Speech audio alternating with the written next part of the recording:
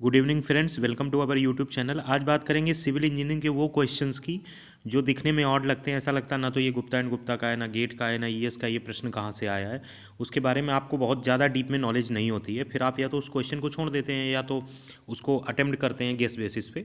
ऐसे बहुत सारे क्वेश्चन है जो ऑलरेडी किसी न किसी एई के एग्जाम में आ चुके हैं, चाहे वो गुजरात पब्लिक सर्विस कमीशन का हो, आंध्र प्रदेश का हो, बिहार का हो, मध्य प्रदेश, उत्तराखंड, जितने भी स्टेट्स के पब्लिक सर्विस कमीशन में सिविल इंजीनियरिंग का पेपर होता है उन्हीं का क्वेश्चन वो मोस्टली रहा हुआ होता है। एक आध क्वेश्चन ऐसा आ जाता है जो कहीं ना कहीं फ्रेम किया हुआ होता है, हम ऐसा मान सकते हैं। मोस्टली जो पेपर मेकर होते हैं वो कहीं ना कहीं से आए हुए एग्जाम के क्वेश्चन ही उठाते हैं। चलिए देखते हैं ऐसे क्वेश्चंस को। रैंकर्स के पॉइंट ऑफ व्यू से जिनको रैंक लानी है उनके लिए वीडियो बहुत ज़्यादा इंपॉर्टेंट है। कोई भी क्वेश्चन आप लेस इंपॉर्टेंस का नहीं देखेंगे। पहला प्रश्न है, in case of vertical parabolic curve the rate of change of gradient is always negative, always positive, zero या कांस्टेंट। पहले तो बात करते हैं कि वर्टिकल पैराबोलिक कर्व की जो इक्वेशन होती है वो होती है y बराबर ए एक्स स्क्वायर। यहाँ पे a की value N upon two L होती है। बात उसने पूछी है rate of change of gradient, यानी ग्रेडियंट का डी बाई डी एक्स निकालना हो। ग्रेडियंट अपने आप में N upon two L into X हो जाएगी अगर आप इसको डिफ्रेंशिएट करेंगे। फिर उसका डिफ्रेंशिएशन करेंगे तो एन अपॉन टू एल आएगी जो कि अपने आप में कांस्टेंट है। तो दिए गए प्रश्न का सही आंसर फोर्थ पार्ट होगा। लॉजिकली भी चीज़ें समझ में आ गई होंगी। अगले प्रश्न की तरफ बढ़ते हैं। अगला प्रश्न है, for bridge span less than 9 metre IRC class AA and 70 R loading of wheeled vehicle the provision for impact और डायनामिक एक्शन। यहाँ पे जो व्हीकल का टाइप है वो व्हील्ड व्हीकल दिया है। व्हीकल दो तरीके में आते हैं, एक व्हील्ड व्हीकल में है और एक दूसरे टाइप में है। ये जो ब्रिज के लिए पूछा है स्पान लेस देन 9 मीटर, तो इसके लिए आप IRC कोड इस्तेमाल करिए। तो उसके हिसाब से लेस देन 9 मीटर के केस में ट्रैक्ड व्हीकल के लिए 25% ऑफ स्पान होता है और व्हील्ड व्हीकल के लिए 25% होता है। ये बात आप याद रखिए, specially for class AA loading and class 70R loading as per IRC 6/2016। तो दिए गए प्रश्न का सही आंसर कितना होगा? अगर यहाँ व्हील्ड व्हीकल लिखा है तो इसका सही आंसर 10 होगा। अगर यहीं पर क्या लिखा होता आपके सामने है, अगर यहीं पर व्हील्ड व्हीकल है तो इसका आंसर 25 है। अगर यहीं पर ट्रैक्ड व्हीकल है तो 25% for spans up to 5 metre linearly reducing to 10% for span up to 9 metre. 10% है अगर 5 से 9 है, ठीक है। तो व्हील्ड व्हीकल के लिए 25% होगा। व्हील्ड व्हीकल के लिए 25% होगा, तो इसका करेक्ट आंसर ए पार्ट आएगा। फिर से एक बार देख लीजिए, 70R AA लोडिंग अगर लेस देन 9 मीटर तो आपका 25 होगा। इसी तरीके से 9 से एबव के लिए भी क्लॉज होते हैं, उन पर आप एक नज़र डाल लीजिएगा। ये प्रश्न गुजरात पब्लिक सर्विस कमीशन में पूछा गया था। अगला प्रश्न, which one of the following class of pre stress concrete bridge attribute to allow flexural tensile stress without any visible cracking. कौन सी क्लास की जो प्री स्ट्रेस कंक्रीट है वो अलाउ करती है? तो IRC कोड प्रोविजन है जो, उसके हिसाब से क्लास 1 जो है नो टेंसाइल स्ट्रेस है, क्लास 2 में flexural tensile stress but no visible cracking है, जो दिए गए प्रश्न के हिसाब से सही आएगा। तो क्लास 2 इसका करेक्ट आंसर होगा। Crack widths not exceeding a maximum value 0.1 mm for members in aggressive and 0.2 mm for other members. Class 3 के लिए है। फ्लेक्चर टेंसाइल स्ट्रेस होगी लेकिन उसके अलावा जो कंडीशन है क्रैक बिड्स की है, जबकि क्लास 4 एग्जिस्ट ही नहीं करती है। ये तो बिल्कुल गलत है। 3 ही क्लास होती है, 1 2 3 as per as pre stress concrete is concern. अगले प्रश्न की तरफ बढ़ते हैं। अगला प्रश्न है, which one of the following code is useful for bridge designing. Bridge designing के लिए कौन सा कोड यूजफुल होता है? तो IRC 6। IS 875 पार्ट 1 की बात करें तो ये code of practice for design loads for building and structure के लिए है। IS 3370 की बात करें तो code of practice for the concrete structure for storage of liquids के लिए है। और अगर IRC 38 की बात करें तो ये डिजाइन ऑफ हॉरिजॉन्टल कर्व्स है। ये तो बहुत मतलब फेमस है। तो IRC 6 दिए गए प्रश्न का करेक्ट आंसर होगा। अगर पूछा जाए ब्रिज डिजाइनिंग के लिए कौन सा कोड यूज करते हैं। अगला प्रश्न है, ये सारे क्वेश्चन GPSC APSC से रिलेटेड हैं जो लास्ट ईयर 2020 19 17 18 में पूछे गए हैं। कहीं ना कहीं मुझे ऐसा लगा है कि ये questions exam point of view से तो इंपॉर्टेंट है ही, और नॉर्मली ये क्वेश्चंस आपको एज इट इज़ नहीं मिलेंगे। अगला प्रश्न है, the delta of well irrigation is around dash times that from canal irrigation. जो डेल्टा वेल इरीगेशन का होता है वो कैनाल इरीगेशन की तुलना में कितना होता है? अब यहाँ पे एक चीज़ तो समझ लीजिए कि अगर आपको ये पता हो कि फार्मूला होता है delta is equal to 8.64 B/D, 8.64 B/D। यहाँ पे D होता है ड्यूटी, यहाँ पे डी ड्यूटी होता है।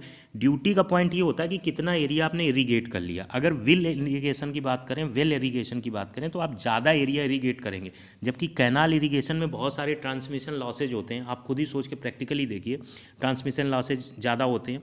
तो इफेक्टिवली ज़्यादा एरिया वेल इरीगेशन में आपका ड्यूटी ज़्यादा हो जाएगी। जब ज़्यादा एरिया आपका पानी जाएगा तो ड्यूटी ज़्यादा हो जाएगी, ड्यूटी ज़्यादा हो जाएगी तो डेल्टा कम हो जाएगा। किसका कम हो जाएगा? वेल इरीगेशन का। तो डेल्टा कम हो जाएगा किसकी तुलना में? कनाल इरीगेशन में। तो यानी कि कनाल इरीगेशन का अगर सी है सपोज डेल्टा, तो डेल्टा उससे कम हो तो ये 431 तो होगा नहीं, तो करेक्ट आंसर 4 हो जाएगा। यहाँ पे डाटा पर्टिकुलर ना भी पता हो, प्रैक्टिकली अगर आपको पता हो तो आप 4th ऑप्शन लगा दें।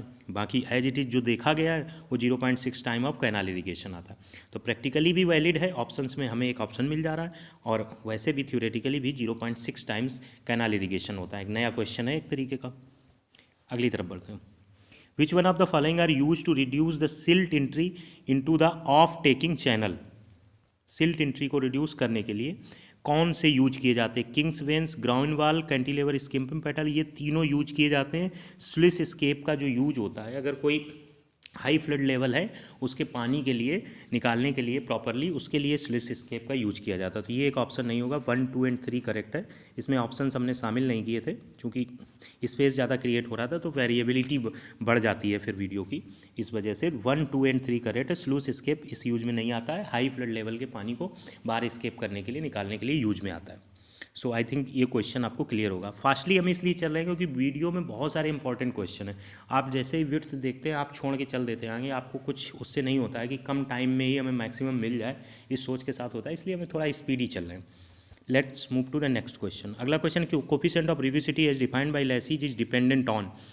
कोफिशिएंट ऑफ रुगिसिटी जो लेसी के द्वारा डिफाइन किया गया है वो डिपेंडेंट होता है grade and density of the boundary material. Grade and density of the boundary material, coefficient रुगिसिटी।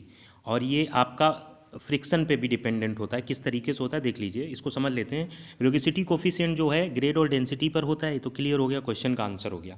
ये against the idea of Kutter and Manning है, who defined rugosity coefficient to be dependent solely on surface roughness. According to that, अगर rugosity coefficient n है और f surface rough silt factor है, तो F की power 1/4 होता है। ये इसकी डिपेंडेंसी होती है। और एफ आपको पता है 1.76 √d होता है, जहाँ d diameter average silt particle होता है। तो ये याद रखिए कि it is against the idea of Kutter and Manning, and rugosity coefficient is related to directly proportional to f की पावर 1/4। अगले प्रश्न की तरफ बढ़ते हैं। अगला प्रश्न है, plays an important part in completion of hydrological science. कोरियोलिसिस force, frictional force, buoyant force, air resistance force. तो इसका करेक्ट आंसर है कोरियोलिसिस फोर्स। कोरियोलिसिस इफेक्ट होता है, इसमें नॉर्दर्न स्फीयर और साउदर्न स्फीयर में चीज़ें इन्वर्टेड फॉर्मेट में दिखाई देती हैं। जो लेफ्ट होता है वो राइट में आ जाता है, जो राइट होता है वो लेफ्ट में आ जाता है। ज़्यादा डिटेल में जाने की जरूरत नहीं है, as it is question GPSC 2020 में पूछा गया था, तो इसलिए हम आपको बता रहे हैं इसका सही आंसर कोरियोलिसिस फोर्स होगा। ज़्यादा वो आप गूगल करके इसके बारे में देख लीजिएगा कि कोरियोलिसिस इफेक्ट क्या होता है, कैसे ये फोर्स वर्क करता है। अगला प्रश्न है, the total volume of water on earth is estimated around. इसका करेक्ट आंसर है 1.386 बिलियन किलोमीटर क्यूब। ये भी एक क्वेश्चन नया है जो आपको वहाँ पे गच्चा दे सकता है अगर उठा के यहीं के यहीं रख दिया, क्योंकि यूपीपीएससी यही में देखा गया, जीपीएससी के, एपीएससी के और एमपीपीएससी के क्वेश्चन एज इट इज उठा के रखे जाते हैं, जो कहीं भी पे भी ना गेट में ना ईएस में आए हुए हैं। स्पेशली उन क्वेश्चंस को रख के कंपटीशन को नॉर्मल कर दिया जाता है, ताकि सबको ये ना कह सके कि हम 100 में 100 करके सही आए हैं। तो अगर आपको अच्छा स्कोरिंग करना है तो जानना जरूरी है। तो इसका करेक्ट आंसर है 1.386 बिलियन किलोमीटर क्यूब। इसके सपोर्ट में हमने कुछ इन्फॉर्मेशन दी है। The total volume of water on earth is 1.386 billion kilometre cube, out of which 97.5 being salt water and 2.5% is fresh water. बाकी कुछ खास इंपॉर्टेंट नहीं है। Let's move to the next question. Rocks like basalt, granite without fissures are examples of aquifer, aquitard, aquiclude, aquifuge. देखिए, जो basalt और granite हैं ये एक्वीफ्यूज में आते हैं, और ये जियोलॉजिकल फॉर्मेशन है जो ना तो पोरस है ना परमेबल है। अगर पोरस और परमेबल होगा तो एक्वीफर होगा, और पोरस और परमेबिलिटी में अगर ज़्यादा पोरस होगा, बिल्कुल परमेबल नहीं होगा, तो एक्वीक्लूड होगा, और अगर कम पोरस और ठीक ठाक परमेबल होगा तो एक्वीटार्ड होगा। अगर एग्जाम्पल की बात करें तो क्ले आपका एक्वीक्लूड होता है, जबकि सॉफ्ट क्ले जिसमें पानी रिस रिस कर पहुंचता है वो आपका एक्वीटार्ड होता है। ठीक है। और एक्वीफ्यूज का एग्जाम्पल ग्रेनाइट और बसाल्ट है। आई थिंक इसकी जो आपका डेफिनीशन पॉइंट ऑफ व्यू से दिक्कत होगी, इस डेफिनीशन से क्लियर हो गया है। पोरोसिटी और परमेबिलिटी के पॉइंट ऑफ व्यू से ये क्लासिफिकेशन किया जाता है। अब कहाँ हाई है, कहाँ लो है, कहाँ है ही नहीं, उस हिसाब से आप इसको एक बार जरूर देख कर जाइए, क्वेश्चन आने की सबसे ज़्यादा संभावना है। अगला प्रश्न है, which of the following is not a direct method of discharge measurement in the stream. Slope area method indirect method होता है, बाकी ये तीनों मेथड डायरेक्ट मेथड है। और इसके लिए आपको डायरेक्ट और इनडायरेक्ट मेथड पता होनी चाहिए। डायरेक्ट मेथड में area velocity, dilution, ultrasonic, moving board और इलेक्ट्रोमैग्नेटिक मेथड ये डायरेक्ट में आते हैं, जबकि इनडायरेक्ट में सिर्फ दो मेथड आते हैं। One is the slope area method, another is Q measuring structure, wear notch वगैरह में जो यूज किया जाता है, जिसमें आप डिस्चार्ज मेजर करते हैं। ठीक है, तो डिस्चार्ज मेजरमेंट का स्ट्रक्चर यूज किया जाता है, वो इनडायरेक्ट मेथड है। तो स्लोप एरिया मेथड ये एक ऐसा मेथड है जो इनडायरेक्ट है। अगला प्रश्न है, rivers which flow only for a short time after a rain storm and for rest of the time their beds are dry are called ephemeral rivers को बोलते हैं। जबकि इंटरमिटेंट रिवर्स क्या होती हैं, जिनमें पेरेनियल रिवर, जिसमें परमानेंट पानी बहता रहता है और जिसमें बेड्स ड्राई हो जाते हैं, उनके बीच की स्थिति होती है, तो वो इंटरमिटेंट रिवर्स हो जाती है। गेनिंग रिवर में जब बैंक किनारा जो नदी का होता है वो सूख जाता है तो लूजिंग रिवर, और अगर उसमें पानी गेन कर लेती है रिवर तो वो गेनिंग रिवर होता है, जो डिपेंड करता है अदर सर्कमस्टांसेज और एटमॉस्फेरिक फीचर्स और फैक्टर्स पर। तो इसका करेक्ट आंसर इफीमेरल रिवर्स होगा, rivers which flow only for a short time after a rain storm and for rest of the time their beds are dry called. Rivers के type में इस बार braided river आई थी, यहाँ पे इफीमेरल river है, तो ये इंपॉर्टेंट है हाइड्रोलॉजी और इरिगेशन पॉइंट ऑफ व्यू से। अगला प्रश्न है, the pattern which involves irregular branching of tributary stream in many directions and at almost any angle in the drainage basin is called rectangular, angulate, trellis, dendritic. तो इसका सही answer dendritic है। जो आपके सामने हमने पैटर्न दिखाया, ब्रांचेज टाइप की पेड़ की दिखाई देती हैं, तो इसमें इरेगुलर ब्रांचिंग होती है, जो आपके सामने दिखी है, in many direction at almost any angle in drainage basin, तो हर एंगल पे लगभग रहता है। तो इसका करेक्ट आंसर डेंड्रिटिक है। और ये क्वेश्चन अपने आप में न्यू है, जीपीएससी का आया हुआ है, इंपॉर्टेंट है, ध्यान से देख लीजिएगा। अगला प्रश्न है, is use to determine the reservoir capacity required to produce a yield equal to the average discharge of the stream. ये मास कर्व डिनोट करता है। Mass curve, double mass curve, hydrograph, hyetograph, इनका हमें एग्जैक्ट फीचर पता होना चाहिए। मास curve क्या determine करता है, reservoir capacity required to produce a yield equal to the average discharge of the stream. Double mass curve क्या करता है, double mass curve consistency of rainfall data को पता करता है, जबकि hydrograph flood routing, estimation of peak flood discharge को पता करता है। हाइटोग्राफ रेनफॉल इंटेंसिटी से रिलेटेड होता है, इसका एप्लीकेशन रेनफॉल इंटेंसिटी की कैलकुलेशन में होता है, जबकि यूनिट हाइड्रोग्राफ एस्टिमेशन ऑफ रनऑफ्स में आता है। फ्लो ड्यूरेशन कर्व जो होता है वो maximum and minimum flow in hydro electric power plant में कैलकुलेट करने के लिए किया जाता है। ये बहुत इंपॉर्टेंट, इसको गौर से देख लीजिएगा। जो कॉन्सेप्चुअल क्वेश्चन बनते हैं वो टाइप्स ऑफ कर्व के एप्लीकेशंस के पॉइंट ऑफ व्यू से बहुत बनते हैं। Let's move to next question. In order that no buckling occurs in a column, the equation of the neutral axis or the line of the zero stress where E and R are the eccentricities and radius of gyration of respective axis is given by। अगर ये question आ जाए वहाँ पर तो आप इसमें बहुत ज़्यादा अपना माइंड मत खपाइए। इसका करेक्ट आंसर जो होगा उसमें जो ई एक्स है उसके साथ वाई होना चाहिए। तो ई एक्स के साथ वाई कहाँ पे है, बस ये आप देख लीजिएगा। ई एक्स आर वाई के साथ एक्स होना चाहिए, आर एक्स के साथ वाई होना चाहिए। तो इसका करेक्ट आंसर होगा 1 plus E x upon R Y का square X plus E Y upon R x का स्क्वायर वाई। बाकी अगर कॉन्सेप्चुअल देखना है तो वो ज़रूरी है, उसको समझ लीजिए, उसका आपके सामने है। ये न्यूट्रल एक्सिस की कंडीशन में टोटल स्ट्रेस जीरो होगी। टोटल स्ट्रेच का फार्मूला लगा P by A plus minus P X upon I Y. उसके बाद हमने क्या किया, आई वाई और आई एक्स के फार्मूले रखे जो मूवमेंट ऑफ इनर्शिया होते हैं विद रिस्पेक्ट टू एरिया। यहाँ पे मूवमेंट ऑफ एरिया के रूप में रखा जाएगा। तो मूवमेंट ऑफ एरिया के रूप में रखेंगे तो एरिया का मल्टीप्लिकेशन होगा, पी बाई ए को कॉमन कर लेंगे तो आपको आंसर मिल जाएगा एक्स अपॉन आर वाई आएगा, इसमें वाई अपॉन आर एक्स आएगा जो आपके सामने है। यहाँ से बस पी बाई ए को हटाना है, आपके दिए गए क्वेश्चन का आंसर मिल जाएगा। न्यूट्रल एक्सिस पर टोटल स्ट्रेस जीरो कंसीडर की जाती है। न्यूट्रल एक्सिस की डिफिनीशन ही वही होती है, is the axis at which total stress is zero. So दिए गए प्रश्न का करेक्ट आंसर होगा E x upon R y square into x plus E Y upon R x का स्क्वायर इंटू वाई। अच्छा क्वेश्चन है, गच्चा दे सकता था।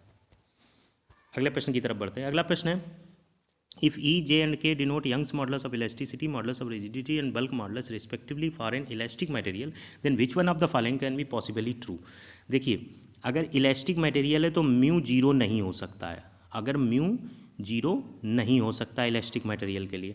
अगर इसका यूज जी बराबर ई रखेंगे तो यहाँ से अगर फार्मूला ई जी का लिखेंगे तो म्यू जीरो हो जाएगा, तो ये तो होगा नहीं, इसके होने का कोई तर्क नहीं बनता, ये तीनों जीरो हो नहीं पाएंगे। जब ये कंडीशन आप लगाएंगे तो म्यू नॉन जीरो आएगा।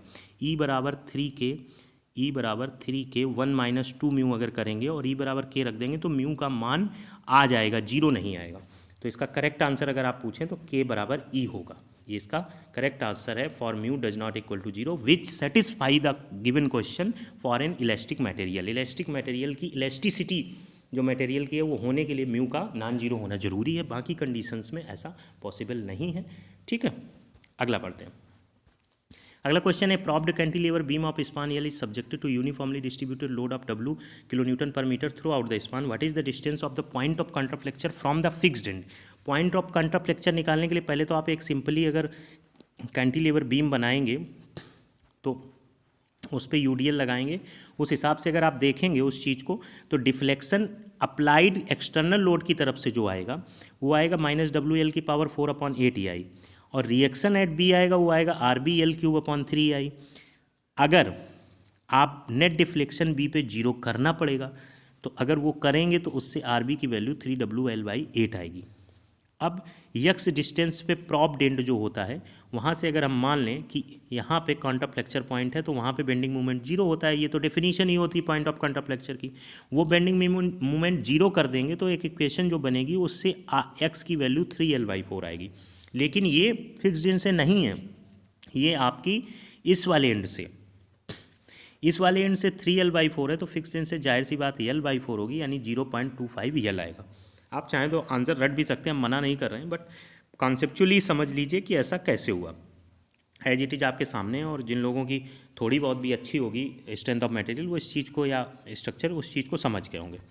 Let's move to the next question. अगला क्वेश्चन है, while using Clapeyron theorem Clapeyron's theorem of three moments, a fixed end of a continuous beam is replaced by addition span of infinite stiffness.